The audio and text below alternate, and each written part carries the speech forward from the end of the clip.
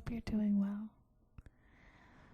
I thought I'd just talk to you a little bit about food and cooking and culinary arts a bit. I am by no means any sort of professional, but I really love to cook. And I like to experiment with new foods and new flavors and new things. And one of the ways that I decompress after a long day is to cook. I love to cook. I hate to clean though. I really don't like cleaning up, but cooking is my passion.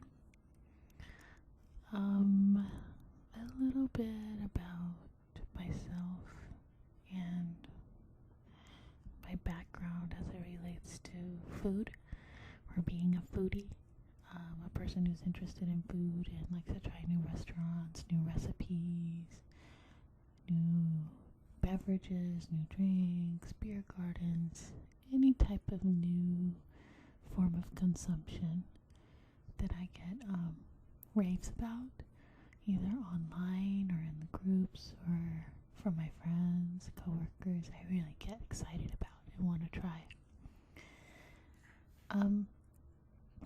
I grew up in a very multicultural household. My dad was a foreign service officer and was in the military, in the army, and he traveled extensively through Southeast Asia. I guess you can guess during which war. And he actually lived in Okinawa, Japan for 10 years. He married a Japanese woman. She was a nurse, and they had 4 young boys. And unfortunately, she passed away very, very suddenly in her 30s. She had a brain aneurysm. So at that time, my father decided that it was best to come back to the States. He's originally from California, so he moved back home with his 4 boys. And he was very big on making sure that they retained a lot of their Japanese heritage, as well as his own ancestry, which, there was a lot of, on his side of the family, there's a lot of like German and Scottish and quite a mix. So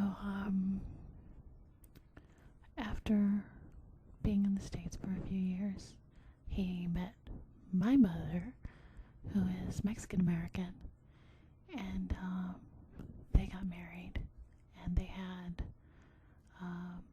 a boy, another boy. So at that point he had five sons, myself, and then many years later a younger son. So I have 6 brothers, no sisters. And growing up in my home, the types of foods that we ate were obviously Mexican, Japanese, and a host of other things, but a lot of German types of foods.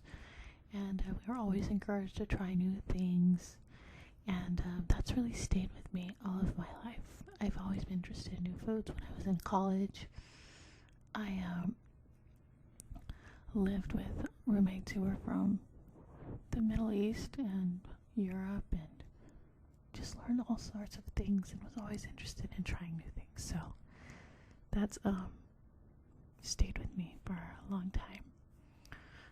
One of the places that I like to shop at is a store called Trader Joe's, and I don't know if they're national, but they're kind of like a gourmet food market. I obviously don't shop there exclusively because I can't afford it. I guess that's not really obvious to any of you, but it's obvious to me. But I shop there and supplement to the chain stores where I buy, staples and things. But Trader Joe's always has something interesting that catches my attention. They have lots of gourmet cheeses and beers from around the world. wines from around the world. They have their own brand of products, which they put out as well under their own label. But a lot of artisan breads and things like that, fresh organic produce, things that you may not readily find at your regular neighborhood market. So I go there, and where I live on the West Coast, there's also similar stores to Trader Joe's, like Sprouts and Whole Foods markets, Henry's, but Trader Joe's just happens to be very close to me, so like in proximity, not close to my heart or anything. So that's where I go. So they put out this little flyer every so often, and it's really well written. I don't know if anyone's ever read J. Peterman catalog or seen old episodes of Seinfeld, where every article of clothing is described of how you would wear it and in what country and what circumstance and how you would feel in it. Okay, well, they do that with their food. So I have their Trader Joe's Fearless Flyer, 'cause that's what it's called. Guide to Summer, a good read for the price. And it's free, of course, so that's why it's a good read for the price. So their featured items on the front. Let's see, which one looks good? Okay, they have them called cheddar and horseradish chips. It says, what happens when you combine kettle-cooked, wonderfully wavy potato chips with the distinctive flavors of cheddar cheese and horseradish? You end up with a bag of Trader Joe's cheddar and horseradish potato chips, one-of-a-kind chips that were a labor of love to create. They're made in small batches exclusively for Trader Joe's, so you won't find them anywhere else. Try these distinctively flavored chips with a burger, roast beef sandwich, or freshly grilled steak. They don't need dip, yet we find them even more irresistible when paired with our caramelized onion dip. We're selling each 7-ounce bag for $1.99 every day, an irresistible value. Interesting. Ooh, this looks good. Organic mango lemonade, 64-ounce bottle, $3.49. Organic mango lemonade is a bright blend of organic lemon juice and organic mango puree from Kent mangoes. We add just enough organic sugar from organic evaporated cane juice to provide an ideal balance of sweet and tart, meaning every sip brings both a smile and a pucker. A definite hit served over ice with a bendy straw. Mango lemonade also mixes well in cocktails, alcoholic or non-alcoholic, garnished with a wedge of fresh mango or a tiny umbrella. We're selling each 64-ounce, that's half a gallon, for $3.49, plus deposit where applicable. A positively peerless price. Okay, that was cool. Texas-style barbecue.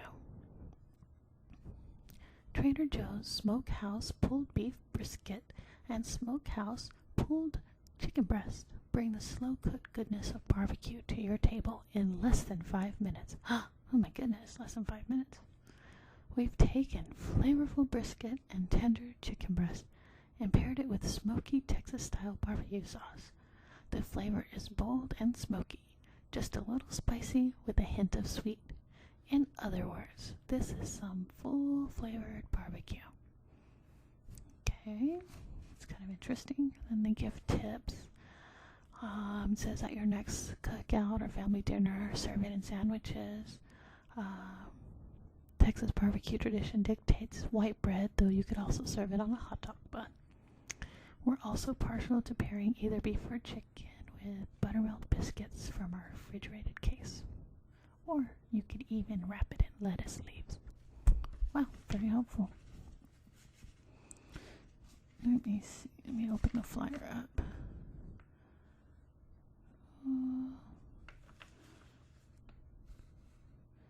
Here's their caramelized onion dip that they mentioned earlier.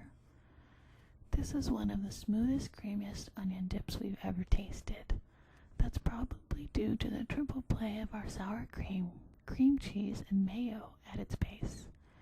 pumping up the onion flavor are real, fresh, caramelized yellow and white onions, something we've never encountered in a pre-made dip before now. What a difference. Smooth, creamy, delightful, rich. Our caramelized onion dip is begging for some crunchy potato chips. Okay. Okay, we've got one that's catching my eyes. It's bright red letters and it says, "Hail to the buns." Trader Joe's honey wheat hot dog buns are good sized, great tasting, hearty buns that are perfect for hot dogs fresh off the grill. They also make first-rate sandwiches. Chicken and tuna salads are good choices and are ideal for grilled sausages too. Interesting.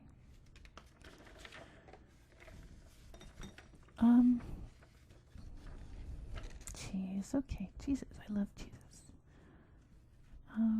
Extra sharp cheddar.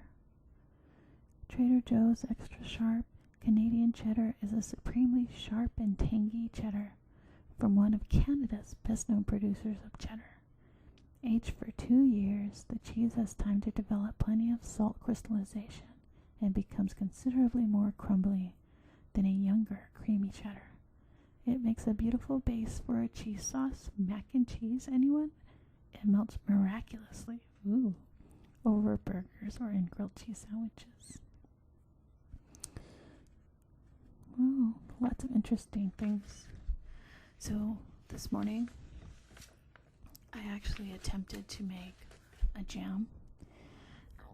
Over the weekend, I went to my dad's house and for Father's Day, and he has tons of apricots in bloom right now. He has like 4 or 5 trees. He also has lots of fresh zucchini and tomatoes, so I just loaded up. But the thing about his apricots are that they're really tiny. They're sweet and, ripe, but they're about the size of, what do you call it? The shooter marbles? The marbles, the big ones when you play marbles. Anyways, or a high bounce ball. They're super tiny, and every jam recipe that I've read, and if anyone's curious, I don't have like a professional canning sterilizer. I use the boiling water bath stovetop method to sterilize my mason jars and things. Anyways, so everything told me to peel them, and so I tried a method this morning that said to score each apricot, and it called for 8 cups of apricots, which felt like I was scoring 1,000,000 apricots because they're so small. But anyways, I scored them, and then I dropped them in boiling water for a couple minutes, and then let them cool, and then tried to peel them, and it was still really, really difficult. So I kind of gave up because I was just losing my patience. And, of course I pitted them.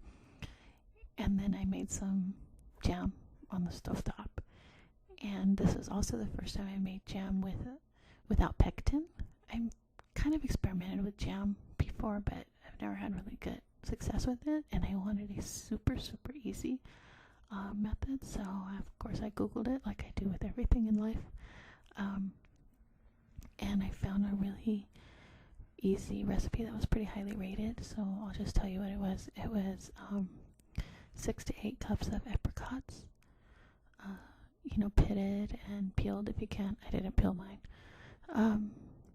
And then 6 cups of sugar, white sugar. Oh my gosh, I know that's so bad for you, but that's okay. Once in a while it's all right.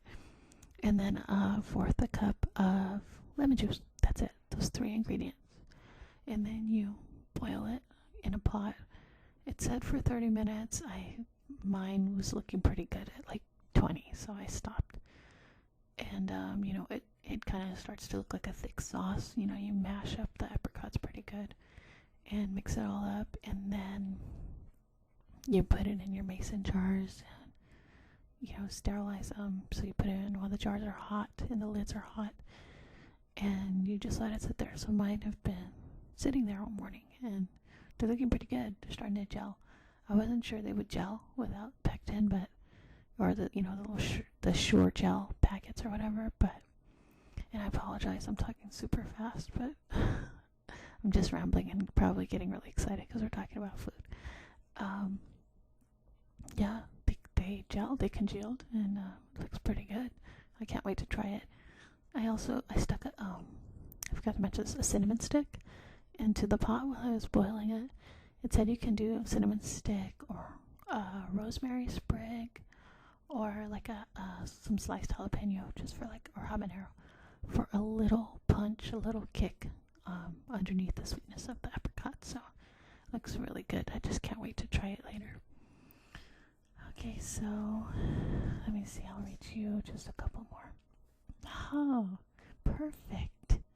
Organic Turkish apricots. Trader Joe's organic Turkish apricots are grown in Turkey's southeastern region at the headwaters of the Tigris and the Euphrates River. Fresh Malatya apricots are harvested at the peak of ripeness, sunshine dried for about 6 days until they reach the ideal balance of moist and dry, and then they are packed just for us. Unlike most dried apricots imported to the U.S., these are organic and unsulfured, meaning no sulfur dioxide is added to preserve the fruit. That means that instead of the bright orange hue associated with Turkish cots, these are brown-black color, kind of like Thompson raisins. It also means that they retain their naturally sweet flavor that actually intensifies when the fruit dries. We're selling each 16-ounce bag of organic Turkish apricots for the sweet price of $3.99. If you bought these elsewhere, you'd know what a great price this is. Okay. Limited edition pea berry coffee from Tanzania. Pea berry coffee beans are rare beans, approximately 5% of a coffee crop, that grow one in a cherry rather than two, and develop a remarkably concentrated flavor.